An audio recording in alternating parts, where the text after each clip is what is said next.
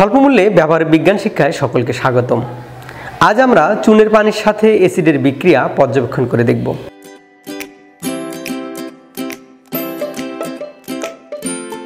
এই পরীক্ষণটি করবার জন্য আমাদের লাগবে চুন, একটি চামচ, কিছু পরিমাণ পানি, একটি ড্রপার, একটি চিমটা, লাল লিটমাস পেপার, পাতলা সালফুরিক অ্যাসিড এবং টেস্ট টিউব। আমরা একটি বিকারে কিছু পরিমাণ পানি নিয়েছি। এই বিকারের মধ্যে কিছু পরিমাণ চুন নিয়ে নাড়া দেই এবং আমরা চুনের পানি তৈরি করি।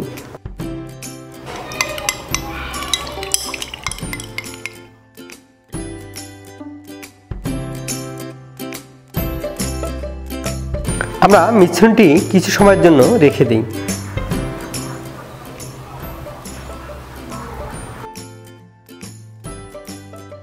বিকারের উপরিভাগ থেকে পরিষ্কার চুনের পানি আমরা একটি টেস্ট টিউবের মধ্যে 10 মিলি পরিমাণ ঢেলে নিই।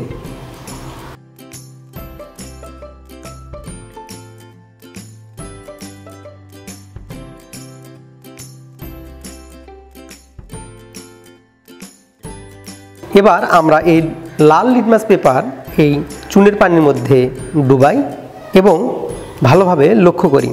আমরা চিমটার সাহায্যে এই লাল লিটমাস পেপারটি চুনের পানির মধ্যে ডুবাই।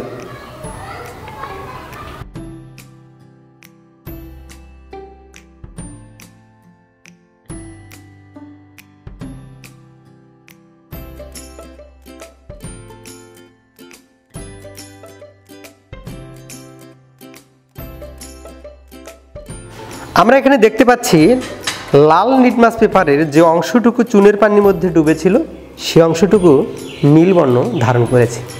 অর্থাৎ আমরা এখানে বলতে পারি চুনের পানি একটি ক্ষারক পদার্থ। এবার আমরা এই পরিষ্কার চুনের পানির মধ্যে ড্রপার দিয়ে পাতলা সালফুরিক অ্যাসিড দ্রবণ মিশ্রিত করি এবং লিটমাস পেপারের রং পরিবর্তন হচ্ছে কিনা তা পর্যবেক্ষণ করি।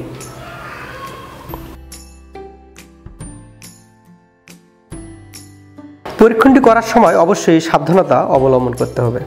আমরা ড্রপার দিয়ে খুব অল্প পরিমাণ সালফুরিক অ্যাসিড এই দ্রবণের মধ্যে মিশাই।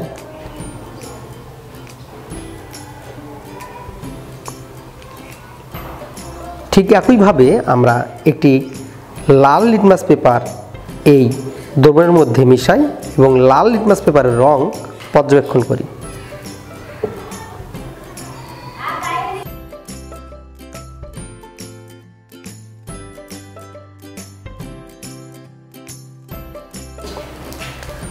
আমরা এখানে দেখতে পাচ্ছি লাল লিটমাস পেপারের রংটি খুব অল্প পরিমাণ নীল বর্ণ ধারণ করেছে। অর্থাৎ এই চুনের পানির মধ্যে এখনও কিছু পরিমাণ ক্ষারীয় পদার্থ রয়ে গেছে।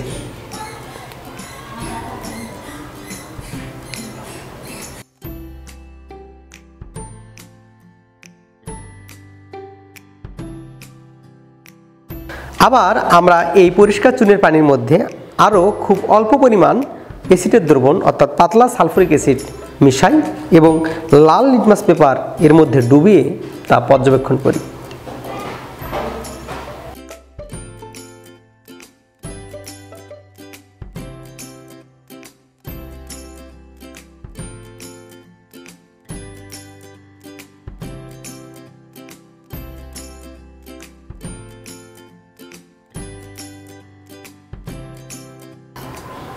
তোমরা লাল লিটমাস পেপারের রংটি লক্ষ্য করো।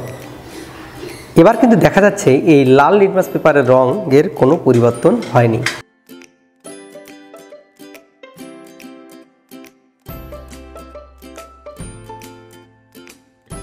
প্রথমে আমরা দেখলাম যখন চুনের পানির মধ্যে আমরা লাল লিটমাস পেপার ডুবিয়েছি তখন কিন্তু এই লাল লিটমাস পেপারের রং পরিবর্তন হয়ে নীল বর্ণ ধারণ করেছিল। তারপর আমরা আবার একটু পাতলা সালফুরিক অ্যাসিড এই দ্রবণের মধ্যে মিশিয়েছিলাম, তখন আমরা দেখেছি যে এই লাল লিটমাস পেপারের বর্ণ খুব অল্প পরিমাণ নীল বর্ণ ধারণ করেছিল। অর্থাৎ সেখানে কিছু পরিমাণ ক্ষারীয় পদার্থ ছিল। আবার আমরা যখন সবশেষে আরও একটু পাতলা সালফারিক অ্যাসিডের মধ্যে মিশিয়েছি এবং যখন লাল লিটমাস পেপার ডুবিয়েছিলাম তখন কিন্তু দেখেছি এই লাল লিটমাস পেপারের রঙের কোনো পরিবর্তন হয়নি। তোমরা কি বলতে পারো এর কারণ কি?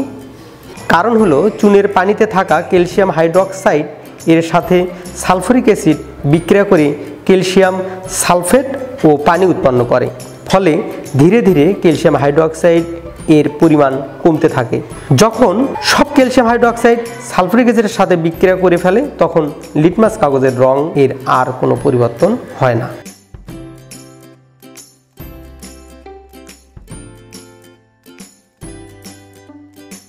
অর্থাৎ calcium hydroxide plus sulphuric acid, calcium sulphate plus পানি। ক্যালসিয়াম হাইড্রোক্সাইড পাতলা সালফারিক অ্যাসিডের সাথে বিক্রিয়া করে ক্যালসিয়াম সালফেট লবণ উৎপন্ন করে। অতএব আমরা বলতে পারি ক্ষারক এবং অ্যাসিডের বিক্রিয়ায় উৎপন্ন মূল পদার্থই হচ্ছে লবণ। বিজ্ঞানের এমন মজার মজার এক্সপ্লেন করতে তোমরা আমাদের সাথেই থেকো। এতক্ষণ সাথে থাকবার জন্য ধন্যবাদ।